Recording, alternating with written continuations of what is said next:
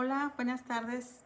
Un saludo, maestra. Muchas gracias de antemano por este semestre que nos ha compartido la materia de antropología social. Voy a dejar aquí el video en el canal de YouTube y vamos a hablar acerca de el aprendizaje que tuvimos en este segundo semestre de la materia de antropología social de la carrera de terapia ocupacional. Y pues la verdad que fue una materia que me sorprendió, me gustó demasiado, me hizo salir de mi zona de confort, me hizo llevar mi mente a otros escenarios y pensar en otras realidades, ¿verdad? Lo que es la antropología social, tengo aquí algunos apuntes porque la verdad sí son muchos conceptos y tengo aparte investigaciones que hice ahí por mi cuenta, entonces voy a estar a lo mejor volteando un poquito, ¿verdad? Lo que es la antropología social, pues estudia la diversidad cultural, las formas de vida, creencias y estructuras de las organizativas de las sociedades humanas y cómo es importante el contexto, la historia y la geografía. Dentro de esta materia vimos diferentes conceptos y cómo la antropología se ve representada, por ejemplo, en el área médica, en el área de la identidad sexual, en el área económica, en el área de poder, y aprendimos diferentes conceptos muy interesantes. Por ahí al inicio del semestre venía un video de YouTube de Beatriz Paul Preciado, una luchadora social pues de la comunidad LGTBQ+, algo así, perdón. Pero viendo ese video me llevó a ver hacia atrás en qué se inspiró ella y de dónde se basaba ella para todo lo que comunicaba en el video. Les voy a compartir algunos conceptos que con ese video me llevó hacia atrás para poder entender en sí todo lo que ella estaba manejando. El video es el de Ha muerto la clínica, que la verdad me movió, me sacudió, porque nos damos cuenta cómo el poder, el control, ¿verdad? A través incluso del concepto del cuerpo, de la utilización del cuerpo como un objeto, pues ha existido desde siempre. En el caso de nuestro país, en México, pues desde la colonia, desde la colonización, y pues eso me ha llevado a percibir las cosas de otra manera, ¿no? Las películas, la información, las lecturas. La antropología nos amplía el contexto y nos da motivos o nos da razones por el cual por respetar las creencias de otras personas, sus formas de vida y cuestionarnos muchas cosas. Por ejemplo, en ese video de Ha muerto la clínica se menciona un poquito de Lazarato, un intelectual que mencionaba el concepto del hombre endeudado. Yo cuando escuché el hombre endeudado dije, bueno, pues sí, o sea, mucha gente tiene deudas, ¿no? De tarjetas y demás, pero como ya es un concepto de estudio donde dice que la deuda es el motor del sistema actual y como la deuda menciona por ahí que es una herramienta de control para controlar a las masas y crea una moral de deudor. Muchas personas actualmente inclusive tienen grandes problemas existenciales por las deudas, ¿verdad? Como pareciera que la persona está atrapada en el consumismo, en las deudas, y pareciera que no tiene otra opción más que trabajar pues para el sistema. Ahorita lo vamos a ver más adelante. Otro concepto también, el capital cognitivo. Dice que el valor ya no reside solo en el esfuerzo físico, sino que se extrae del conocimiento, las redes sociales y la inteligencia colectiva. El sistema captura nuestras emociones y nuestra capacidad de relacionarnos para generar lucro. Menciona por ahí, eso me llevó también a ver algunas lecturas que tengo por ahí pendientes, como La fábrica del hombre endeudado, Gobernar a través de la deuda, El capital de guerra. Y luego pasamos al intelectual Michel Foucault de biopolítica, el concepto de biopolítica, donde ahí entra la antropología también a estudiar las relaciones de poder. Y pues esa palabra, ¿no? Biopolítica, yo dije, ¿qué es eso? Dice, estudia cómo el poder no solo castiga, sino que gestiona la vida. Y ahí es donde también me hicieron sentido muchas cosas. Vamos a ver, por ejemplo, el sistema nos gobierna a través de la libertad y el consumo. Menciona lo que son las sociedades de control con Gilles Deleuze, referente para explicar el paso de la fábrica a la empresa. Viene mencionando otros autores y también por ahí el capitalismo con Karl Marx. Menciona que no se queda en la lucha de clases de la fábrica, sino que se pasa al capitalismo cognitivo. El sistema extrae valor de nuestro cerebro, lenguaje y nuestro tiempo libre. Michel Foucault se transforma en las de Lázaro y Preciado y descubrió en el nacimiento de la clínica cómo el hospital moderno nació para encerrar y observar el cuerpo. Sin embargo, esa institucionalidad física ha perdido su centralidad. ¿Y cómo es eso de que la clínica ha muerto, no? Menciona que no es que no existan hospitales, sino que el control médico ha salido de las paredes del edificio para instalarse en la vida misma. De la disciplina al control. Antes el poder te vigilaba en lugares cerrados, en la escuela, en la fábrica, en el hospital. Ahora el poder te sigue a todas partes. Aquí lo tenemos en el teléfono, en los relojes inteligentes, en los aparatos que nos revisan los signos vitales. Ahora ya no necesitas ir al médico para que te monitorice, sino que ahora ya tenemos artefactos, aparatos que nos miden los pasos, nos conocen los gustos, las preferencias, nuestros niveles de consumo o nuestras preferencias, la música que escuchamos, las noticias, lo que compramos, o sea, nos tienen de alguna manera medidos, ¿no? A todos. También se menciona por ahí que la clínica ahora es el mercado, es decir, ya no es como que el Estado se encargue de gestionar la salud o el bienestar, sino que ahora pareciera que la salud es un producto, el cual está al alcance solo de algunos, los que puedan pagar, la verdad. Y pareciera entonces que la salud es un producto que tú compras. El sujeto, la persona, ya no es un cliente, ya no es un paciente, sino que ya se ha convertido como en un cliente.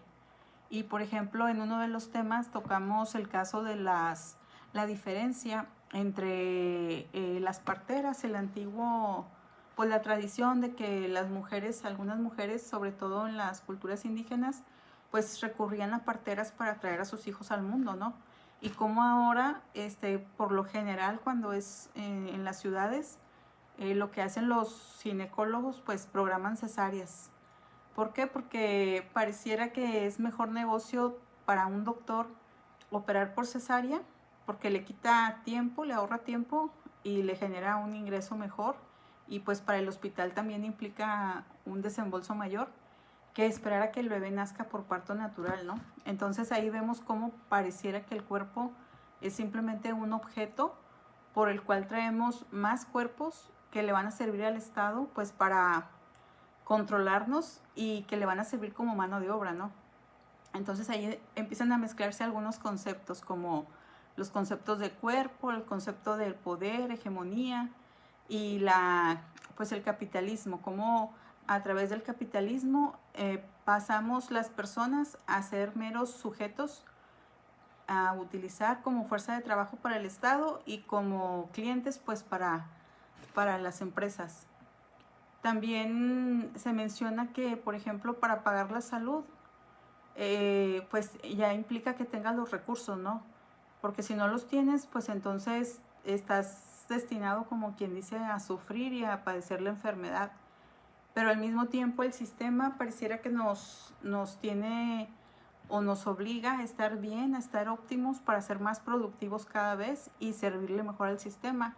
Entonces vuelve así como un concepto de circular, ¿verdad?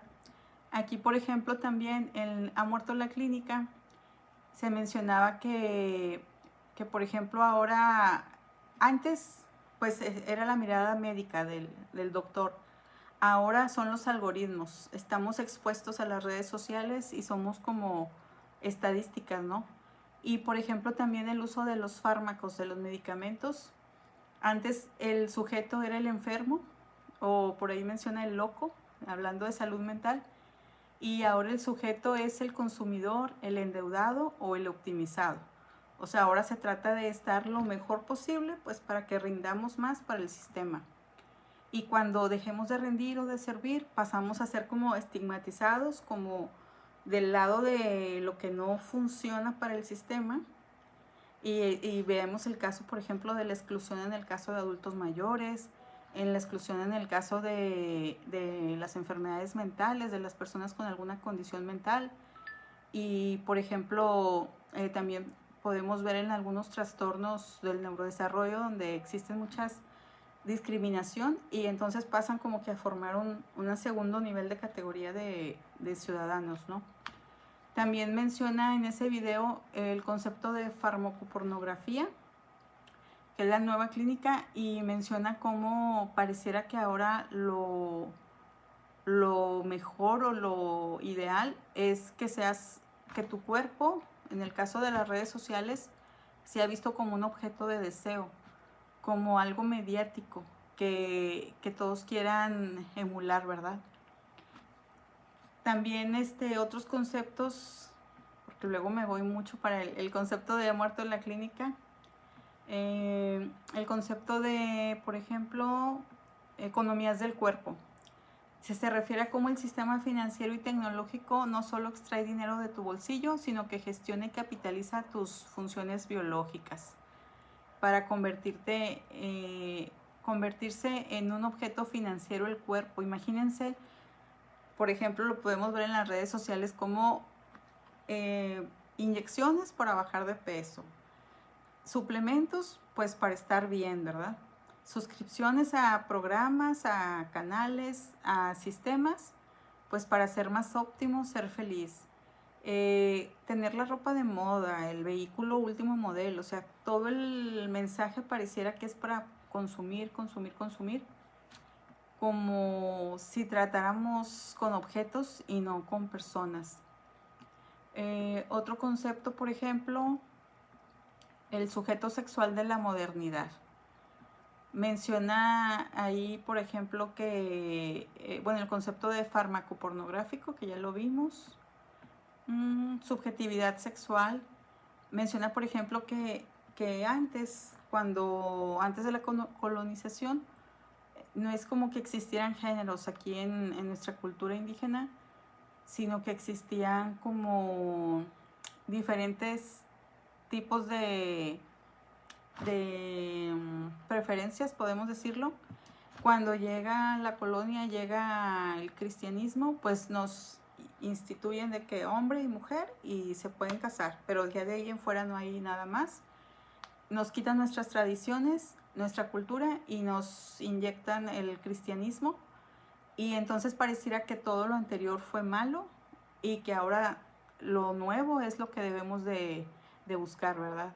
Y pareciera entonces que actualmente hay un rechazo por nuestra cultura, por nuestra historia, pues más bien es un constructo que se ha a través del tiempo fortalecido, ¿no? Y muchas personas incluso rechazan sus lugares de orígenes, sobre todo cuando vienen pues del sur, ¿verdad?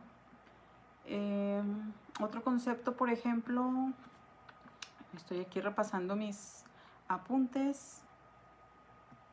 Bueno, vimos también en lo que es el paradigma biomédico.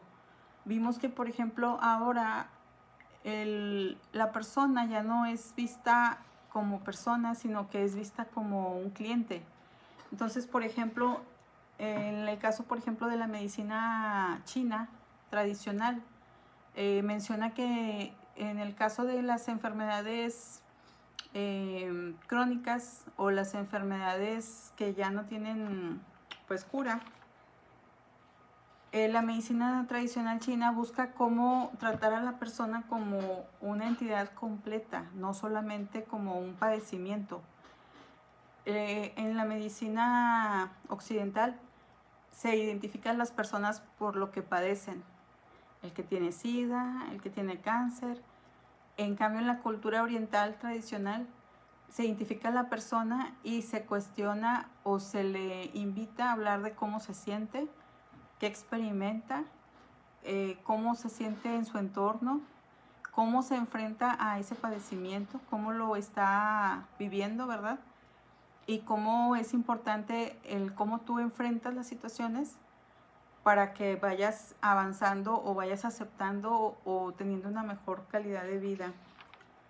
También, por ejemplo, el concepto de hegemonía, ¿no? De cómo el poder, que es lo que veíamos al inicio, el poder del Estado o de los empresarios, ¿verdad?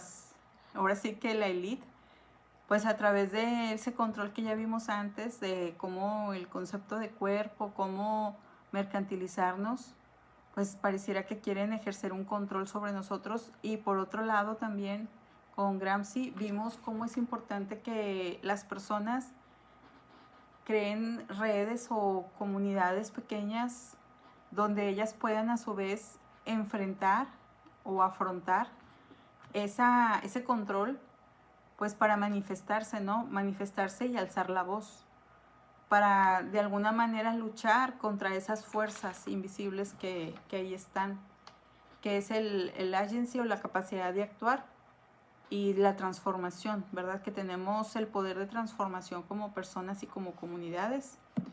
Vimos también, por ejemplo, la diversidad cultural y las prácticas curativas.